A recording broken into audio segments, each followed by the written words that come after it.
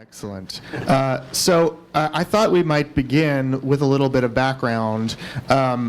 Since we're just beginning performances, or just begun this past week, performances of John's play, Kinds of Exile, I thought, Neil, if you might start by giving us a little bit of the genesis of this project at Atlantic and what some of the history of it was, and Atlantic's history with John. I'll say a few things, and then I'll quickly hand it over to John, since he's much more articulate about this stuff. But we had done a series of sort of one-act festivals a few years back, and I went to John, because it was all the writers that we had worked with over the past 20 years at that point, and I asked John if he would contribute a piece, and he contributed a beautiful monologue that I just loved so much, and we only did it for, I think, about a week of performances. And then after that, we started talking about, could this lead to a larger piece? And then 5 years later, we did another set, and John contributed another beautiful, beautiful play. And then finally, he came to me and said, I've added another, since you didn't like the title Two Kinds of Exile, you wanted Three Kinds of Exile, and he created a piece out of these three different, I guess, would you call it a triptych? It's sort of three different examinations of exile, and that I think we found in the rehearsal process that are really profoundly connected, and that was what was one of the things that was so exciting about rehearsing it. But I'll hand it over to you in terms of. Well, I mean, that's the way it goes. I mean, but the two kinds of eggs, the two Carol and Elżbieta were two. Has anybody here seen the play at Atlantic? It's called Three Kinds of Exile, and the first play is called Carol, and the second play is called Elżbieta Erased, and the third play is called Funiage. I'll stand up because I can't see everybody. And Carol and Elżbieta were two really close friends of mine, and they died, and I missed them intensely. I missed Carol intently, and after he died, I just wrote, there was something he had told me years before while we were driving. We were taking a drive someplace, and this story haunted me, and I wrote that story down. And then Elżbieta, who was a very troubling, wonderful, remarkable person, died in 2010, and there was a memorial service. I was going to the beach, and Elżbieta was Polish. She was, my first friend Carol was from Czechoslovakia and lived in London, and Elżbieta was Polish and lived in New York. And Elżbieta, as I said, died in 2010. And I was going to the beach one Thursday morning, and I got a call from this woman who said, she said, we have to mark Elżbieta's death. We're going to have a memorial service for her at Actors Studio. Will you come? I said, oh, Patty, why didn't you tell? I said, I'm on my way to the train station. I got my dogs packed up, and I'm in my shorts. She said, oh, just come, please. So I came with my dogs, and my shorts, to Actors Studio to the memorial service, and there was a picture of Elżbieta. And there were about maybe, I don't know, 20 people there. Omar was there. And somebody said something, and somebody read a poem, and then there was a silence. And I couldn't bear that Elżbieta, who had been constantly her life seemed to be people from being back in Poland being erased from the record. And I just didn't want there to be erased. And so I stood up and I started to tell the history of I tried to tell the story of Elżbieta's life as I knew it. I had known her since the early 70s in Nantucket. And that was that. And then and I met her niece, who had come from Warsaw to collect her ashes, and we left, and I went to the beach. That was it. I couldn't sleep that night. The next day, I couldn't sleep. I was so restless, disturbed all day. The next night, and about the third or fourth day, I said to my wife, I'm writing a play. I'm going to write a play about Elżbieta's life called Elżbieta Erased. I just had the title. I did not want her gone. She was an actress. I didn't want her gone. I wanted to repeat that memorial service in some way without being elegiac, because her life was fantastic in its own heroic way, amazing. And so that was that. And then I wrote a short version because Neil was having a 10-minute play festival at Atlantic, 20 by 10. 10 by 25. 10 by 25 writers. And so I was one of the 10, but we only have 10 minutes, but my play was about 18 minutes. And I said, oh shit, I said, hey, Elspeth, I don't want to kid Elspeth down, you know.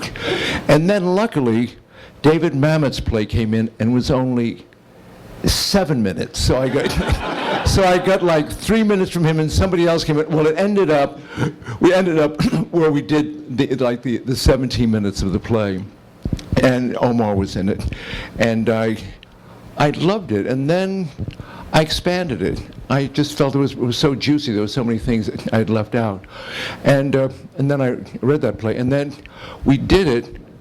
It's based on a painting by a wonderful guy named John Guare, who painted this life-size painting of Elspieta, and it's about that painting. That's what started it.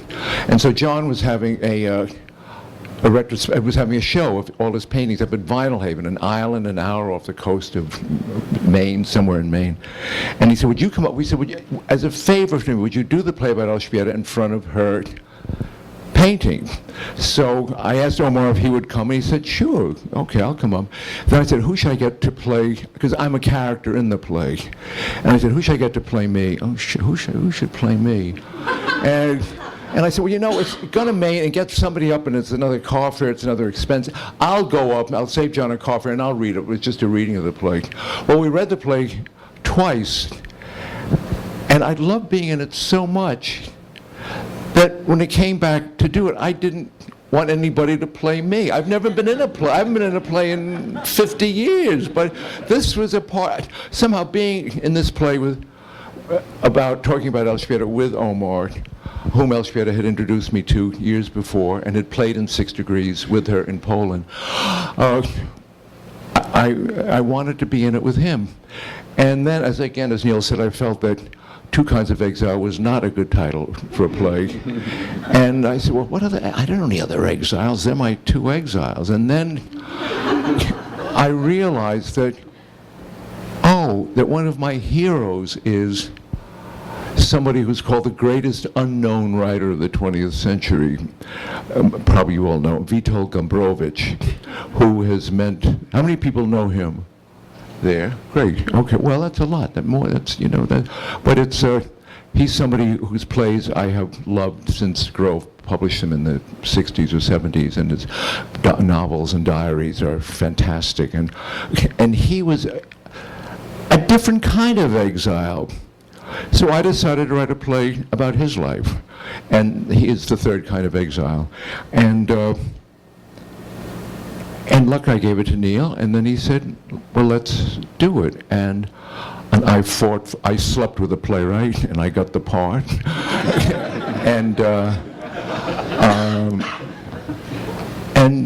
So then, anyway, that's the story. And I mean, it's our day off, and I'm an actor now. And one of the things I realized I love about being an actor on a new play is I don't have to sit out front and watch it every night. A writer, you're sitting there like saying, are they going to get that right? Oh, she didn't lift her pinky at that time. Oh, she did. What, he missed that adjective. Oh, no, she dropped the glass. Oh, no, he turned away at the wrong moment. You know, there's nothing you can do. At the play, writers fight to give, the history of a play is giving it over to the actors till they finally can take it. And I remember when we were doing 6 Degrees in London, I wanted to watch, there was an interesting set change I wanted to watch from backstage. And we had a wonderful time on the show. And I was standing back there, and one of the actors said, "You're not allowed back here." I said, "What do you mean?" He said, "It's half hour. After half hour, everybody's out front." And I was very moved by that. I said, you know what, that's right. That's why I never go backstage at a play after half hour. And I love, after 50 years of writing plays, the experience of finally being backstage after half hour and living with the actors. And it's very, I can't tell for the pleasure of the audience, but it's really an invigorating, since it is all about me. I'm having a surprising time. I mean, I'm just, I'm having a surprising time, although last night, I love, two friends from college came, and I said, did they like it? I said, you know, and I didn't, I said, well, I said, did you like it? And they said, well, you were so nimble on stage. I said, nimble? They said, yes. He said, you just moved around. Well, I said, yeah. He said, well, I couldn't do that. So it's, anyway, so I just felt that my bones had still held together for this performance. And, but I would not have been able to write the play without the presence of Omar in it, who is not an exile because he's such an he's become such an American. Do you call yourself an exile? No. What do you think makes an exile? When you are in difficult situation, in a situation when you really don't have a way back home, that's a drastic situation, and that's an exile, I would say.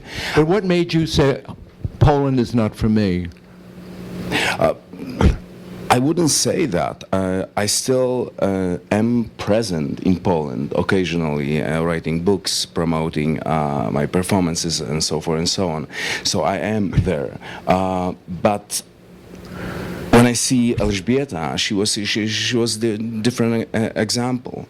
She was a phenomenal person. She was a Meryl Streep of Poland, and left Poland for David Halberstam. Don't give the play away. Make it Decided to proceed and find her happiness, and that was problematic politically and socially, and she had no way back home. She was trying once, but failed.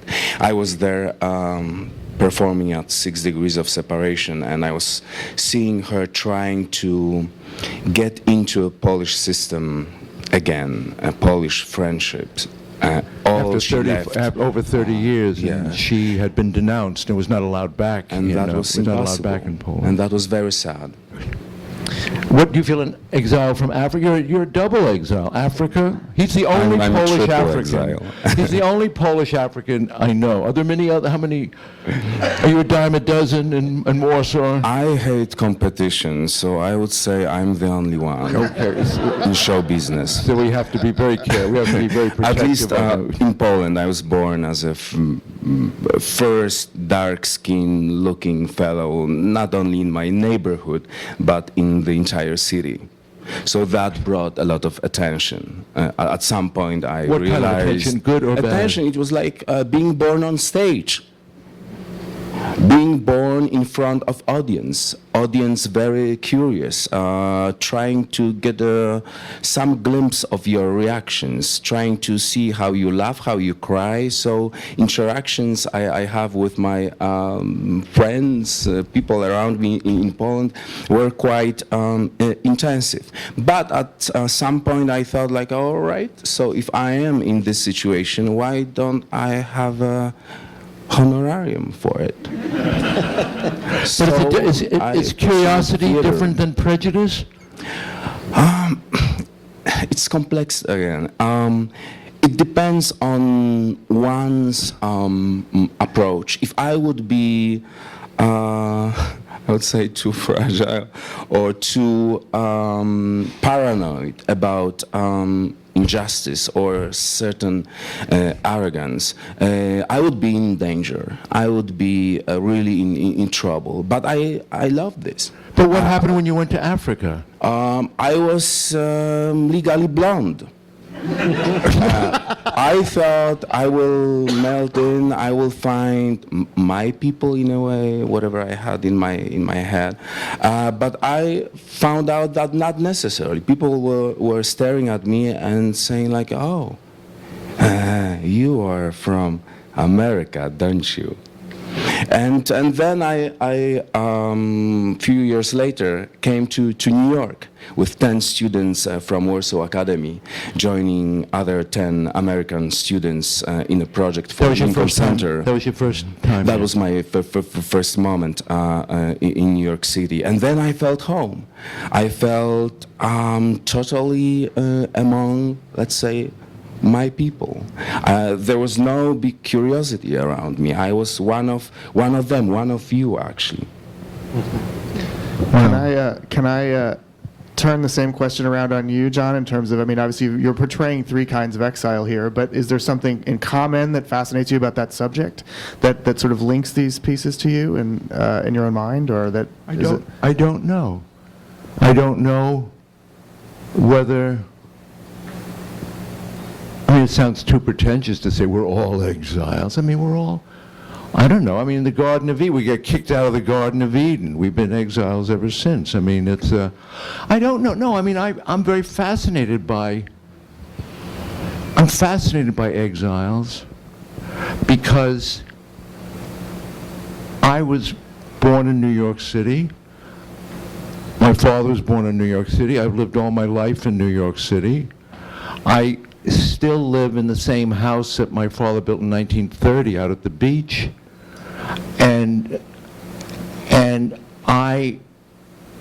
it's amazing, and my wife was born in, is from Virginia, where her family was born, and I mean, we have a place, we spend time down there with her mother and 4 of her 5 brothers and sisters who all live there. And I remember once, this is name dropping, but I said, we were at a party once with Saul Steinberg and Greg Story, a wonderful writer. And Saul Steinberg said, no, he said, I said, how do you know each other? He said, well, he said, we grew up 100 miles apart, but in 2 different countries. I mean, our countries, we don't even know what countries we were when we were born. But he said, where were you and Adele born? I said, I was born in New York, Adele was born in Virginia. He said, you see, he said, that to me is unimaginable. He said, if either Grisha or I told you the story of how we came to America, he came through the Orient, I came through Europe, you wouldn't believe all the identities we had to go through to get here tonight, to end up at the same table tonight. And I was fascinated by that. He said, you haven't had to make up different selves in order to survive, just to find out where you are, what land you're from, what country, where you are right now, and where the country you're from keeps not existing, and the country then that it changes to doesn't exist anymore, then that country doesn't exist anymore, and the boundaries just keep melting like, ice cubes. And I was very taken by that, by the fact that my father's family came to Vermont in the 1840s during the potato famine in Ireland, and my mother's family came from Ireland earlier. And I was just always just fascinated with that, because I've always felt at home in New York City. I mean, I hate living I can't stay away from New York. I mean, it's a place where I just feel comfortable. I mean, this is where I breathe deeply here. And and I've had the same phone number for 50 years. I've had 3 addresses in the last 50 years. My wife and I have lived down in the same apartment down the street, unfortunately too close to the Strand bookstore for 38 years. I know one morning I woke up and it was about 3 in the morning, I couldn't sleep, and I sat out to our living room and I was looking around in the bookcases for books, and they're all like there's so many, they're like double shelved.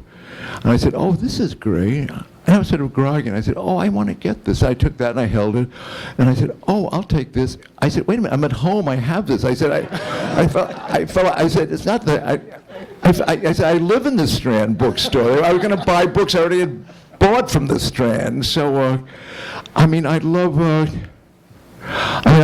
down to the beach. It would be, my 75th summer out at this beach. I came there when I was 10 weeks old, and I'll see friends that I've known since I've been 7 years old, and that still live there. So my fact of how the range of my life has changed very small, that I'm absolutely fascinated by the exoticism of people who come. I mean, I think one part of me, I always wanted to arrive in New York and get off a Greyhound bus with a suitcase and say, Broadway, I'll lick you yet, that the romance of arriving in New York. But I was always here. I mean, it was just home. And so I guess I've always been fascinated by that. And envied. I mean, I have no brothers and sisters, so I'm always fascinated by twins. I had first cousins who were identical twins who couldn't be who couldn't be told apart, and they were so identical that they had to be separated when they were 16 or 17 because they tried to kill each other. I mean, there was just, and I've always been fascinated by having a double, so twins and people who come here. I'd love to ask the story, how did you come to New York? My answer is simple. I didn't. I just did. That's it. I came on the number 7 from, from number 7 line from Jackson Heights.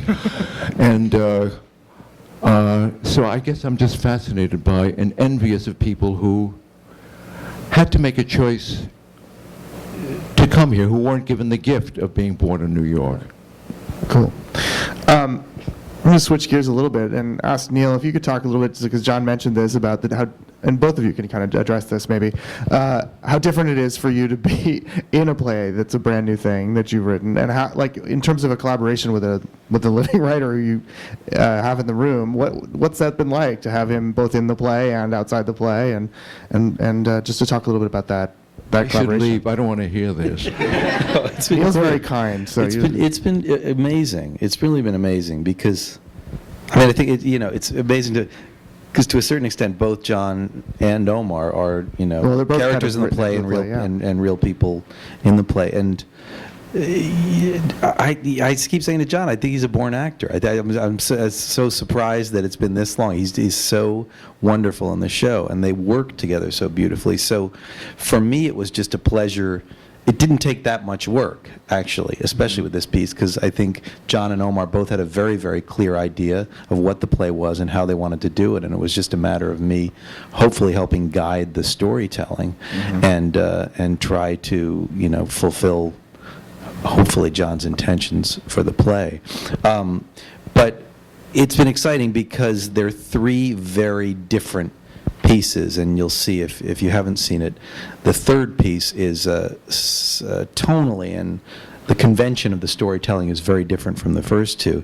And so trying to grasp that, I've relied heavily on John, and we have a bunch of other wonderful people working on the show, a movement guy named Chris Bays, Susan Hilford, who's done costumes, Josh Schmidt, the composer, Takeshi Kata, the designer. So in trying to sort of flesh out that story, Funeage, which is much more complicated, complicated in its own way. It's trying to tell the story of a man's life, or a central event in the man's life in terms of the kind of plays that he wrote. And so it's in the style of Gombrovich's plays, which which influenced me a lot 100 years ago. Yeah. And that's, so for me to have John there, and to have, in the context of the second piece, to have Omar there too, because you're sort of working from, not only you're working with great actors, but you're working from the source material. So they're talking about a lot of the stuff that they actually experienced was great. But I want to sort of link it to the other question you asked, and it may be something for these guys to talk about. The thing that's been surprising and amazing about working on these pieces for me has to do with the exploration of fear and this idea of home. Because as you're looking at the first piece and the second piece and the third piece, I keep being fascinated by these people who are trying to be themselves and tell the truth about themselves and survive. They ask the question, how did Elżbieta have the courage to survive? How did she do that? How did Carol have the courage to survive? And this whole thing happens, which you'll find out when you see the first piece in Carol. And how did Gombrowicz have the courage to survive? And what did they go through? And like you say, inventing people. But I feel like there's a way of looking at exile that's not just about physically not being in the same place, but how you come to be who you are, how you come to terms with the truth of who you are, and whether you can, whether sometimes you're too scared to do that, or how you deal with the fear. And that's been an interesting thing for me watching it, and sort of how you guys explore it. Each of the characters is sort of alienated from him or herself in a way. That there's a self-imposed kind of exile in the people, I think, as people will see when they see the play. Yeah, which I don't know if you agree, John, but it feels like it makes it so universal to everyone in terms of feeling exiled from oneself, I suppose. Does that make sense? We're always trying. Yeah, I mean, we're always trying to find our footing. We're always, yes. I mean, we're always all those self help books down in the basement, that, about finding your true self and, unlocking your inner self or whatever. I don't know. But I mean, we're always just how we stay alive. I mean, and about what happens, how life is constantly uprooting us by geography or a death or love. Love uproots us. And yes, I mean, we're constantly being uprooted by work, and it's finding where we fit in life, finding our footing. Yeah, yeah.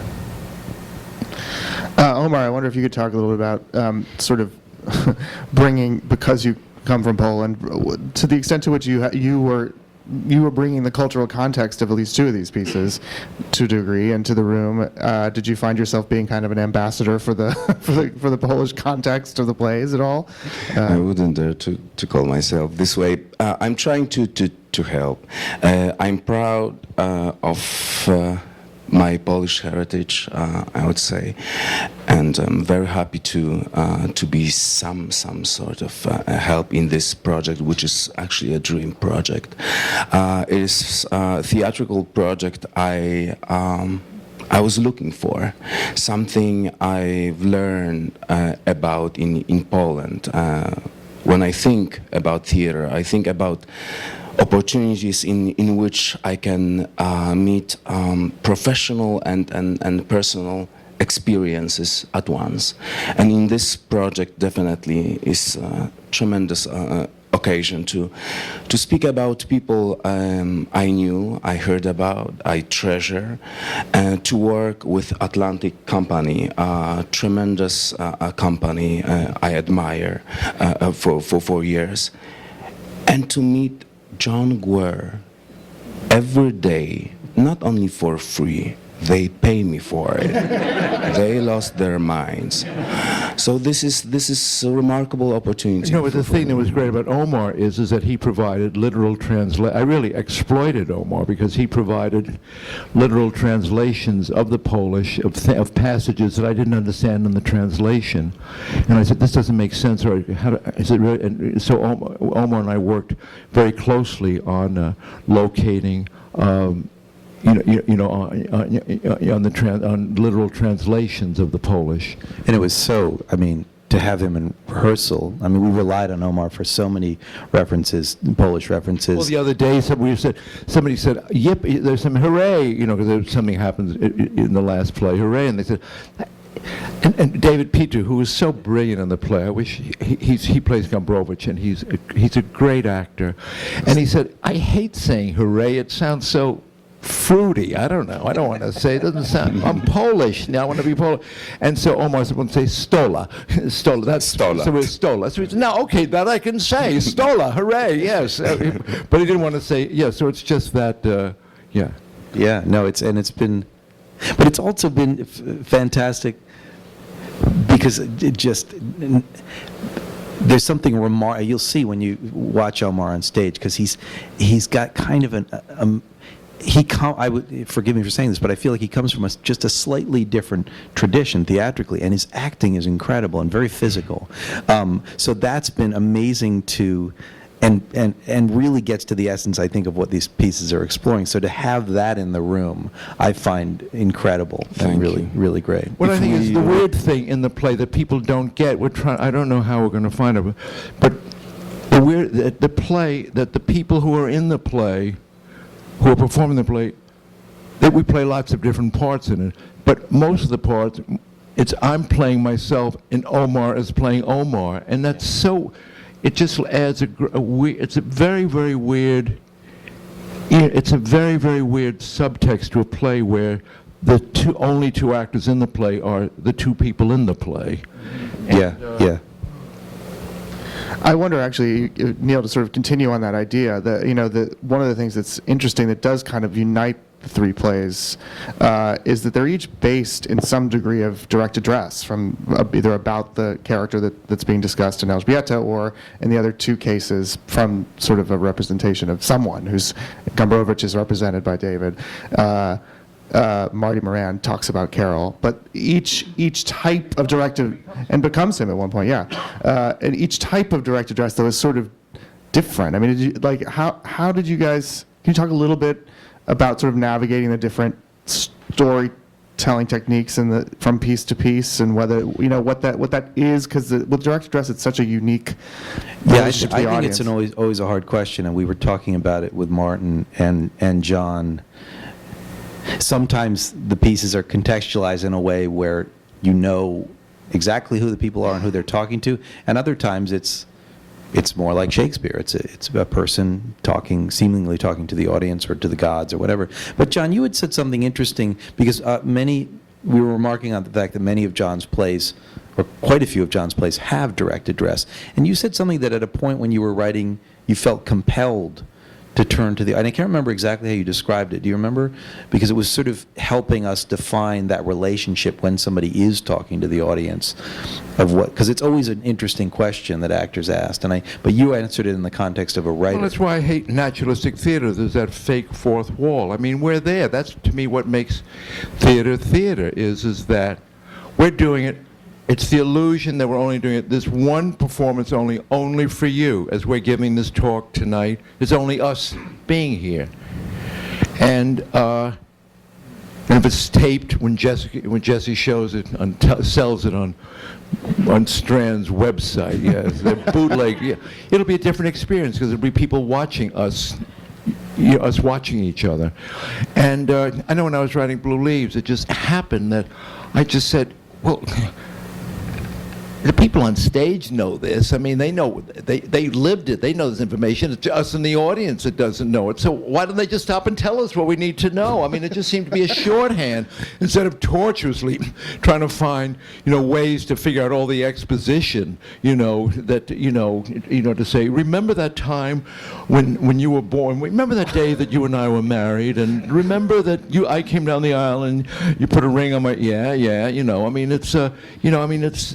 it's how do you cut to the chase? And I think that talking, it's one of the things, it becomes more important in this time where movies become more and more phony and digitalized, and we live in this technological world. That what I love about the theater is that it's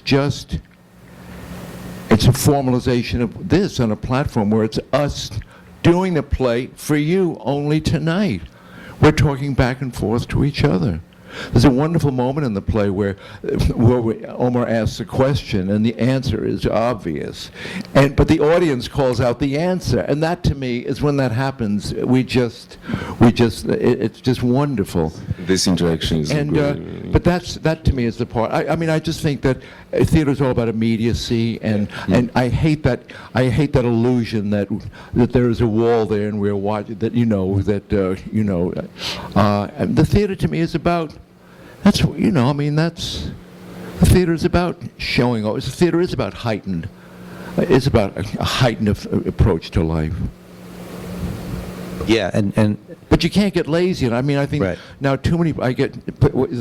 People come and just talking to the audience. You have to earn talking to the audience. That's right. You have to have a reason why you need to tell the audience this quickly, why they need to know this now. It's just not the fact that I'm talking to you. It does not. It's like somebody comes up. You go to some plays sometime, and they come out to the audience and start, one-man show, or they in a play they start talking to you, and you say in the audience, well, why are they talking to me? I mean, what are, But one thing I learned I remember I went to see Tom Stoppard play years ago. It was the real thing. It was a very profound moment that happened. It was in the second act, and the audience was just loving it. In the middle of the second act, a woman behind me said, she just cried out, she said, "I feel so witty!" And I said, that's why Tom Stoppard is great, because it's not what he's writing on stage, is that he gives the audience a role where they are collaborators in his wit.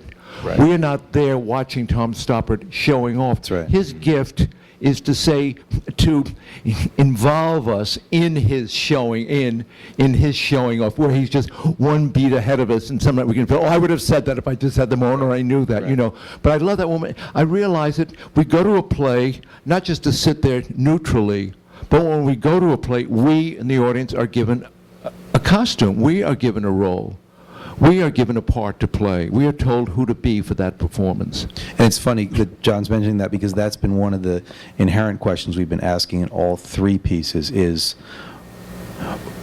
why this person has to say what they're saying and what the audience's role. We were just talking about that on the way up in the elevator about the third piece and defining how the audience comes into that piece. And we talked about it with the first piece as well, and all of the pieces. And I think it's an essential question to define to make it dramatically viable and break that fourth wall. Yeah. Break the fourth wall. Yeah.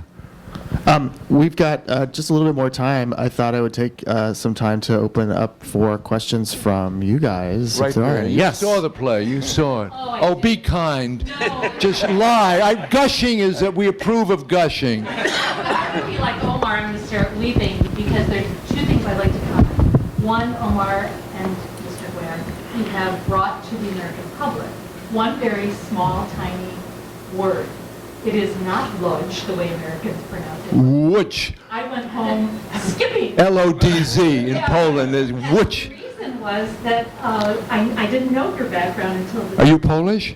I'm 50%. I'm also Winco. As I say about Chopin, half is enough. And I spent 6 years in Poland from 92 to 98. So Doing what? Doing what? I started as a Fulbrighter and then started a corporate training company. Huh?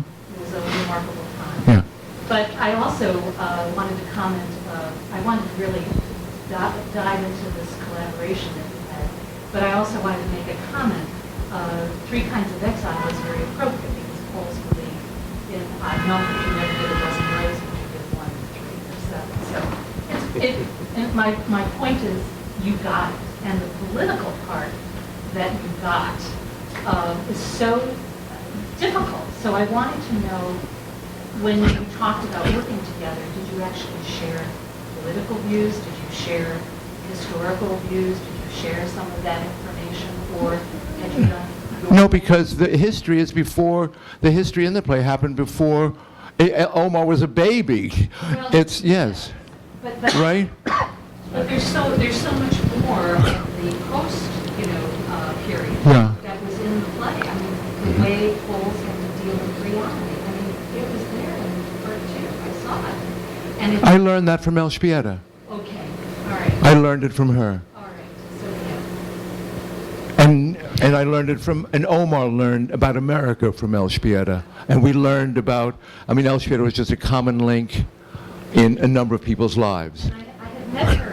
You didn't mention 7th Street. She did live on 7th Street for a while, did she? I don't, no, all I know is 59th Street and then 43rd Street. Or all fashion references. You don't have to make up any facts. No, that, yes. It was great in a way that we learn about historical background, just focusing on people.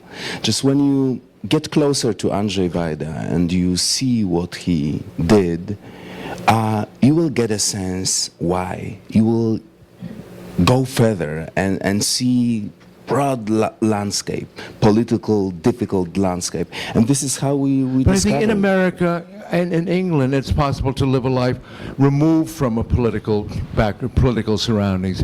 And I think that when you're coming out of Poland or Czechoslovakia at various times, the politics are part of your DNA, or part of your soul. You cannot be separated from them. Thank you. Thank you so much. Another question, please. Any other questions? Just ask, how long have you been speaking English? Anything. Yes, here's a likely story. This isn't really a question, but I wanted to thank you for a commencement speech that you gave at Georgetown University Oh. 22 years ago. And you You're not the guy who called me in the middle of the night and said, I took your advice, what do I do now? I'm not, but I did take your advice because your advice was don't ever get a job. It was the worst. I hated Georgetown, and it was the worst graduation. So they asked me to go to graduation, and I had about a 5-minute speech. I said, all I can say is, my father said to me, my father said to me, whatever you do, don't get a job. I don't care what, he said, don't be like me and end up hating your life, where you get up in the morning and you hate and you can't, I don't care what you do, hope it's legal, but just do what you like. But promise me you will never get a job and be a wage slave like I was. And so then about 10 years later, and I saw all these parents, and they're going, huh? And the priests go, what? Don't get a job. I said, don't ever give any money to Georgetown. Don't ever go. I said, education means to lead out. So lead out means never look back. So never look back at these years here which have been wasted. So then about 10 years later, it was about 3 in the morning, and somebody really called me. They said, I'm in California, and I took your advice, and what do I do now? Well, I'm glad. Great advice. Okay, great. Thank you. Thank you. Yes. You have a One question more. next Yes, time, yeah. sir. My wife always stays for the talkbacks. She arranges to be at the shows. This is a talk front. I talk front. Yeah. I talk too. It Yeah. really brings you into the plays. I Great. really appreciate it. Okay. Good. Thank you. Well, don't let that stop you from buying the Yeah, ticket. you should still come to see it. You do? Okay. All right. Right here. You have a question. Comment about Omar to Omar. I don't even understand why you were even curious about why you were so accepted. Have you ever looked in the mirror? I mean, you're beautiful. Your voice is beautiful. And you look so much like Yul Brynner every year. You look Hey, no cheap pickups at the Strand.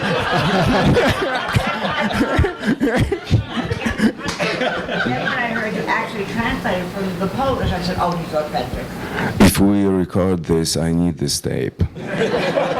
Thank you. Thank you very much. All right. Unless there's anything else, I think we are ready to wrap up. Thank you guys very I want much to thank for the this. Atlantic and Neil for this great Absolutely. experience. Yeah, Thank yeah. you. It's great. Thank you. Thank you. Thanks And for also, one last thing, to thank Jessica Strand, who has been running this. Is she here, Jessica? Having to leave to get her son from Well, she did, but Jessica has been running this program and leaves on Friday for the New York Public Library, and it's the New York Public Library's gain, and she's just great. Yep. So, and who's taking over from I Jessica? will be actually the new events director. We'll give you a name. Emily Simpson. Hi, Emily Simpson. Fantastic. Excellent. Okay. And for those of you who have been to multiple our events this year for the Atlantic Strand series, thank you all for coming to these because it's been a great new venture for us too. So. Yes, and come, of course, come see the show. If you haven't seen the show, come see the show. And we have another show called Good Television as well on our stage too. But come to the Atlantic and come see John and Omar act. They're fantastic. So please come. Please come. Okay. Thank you. Thank you very much. Thank you all.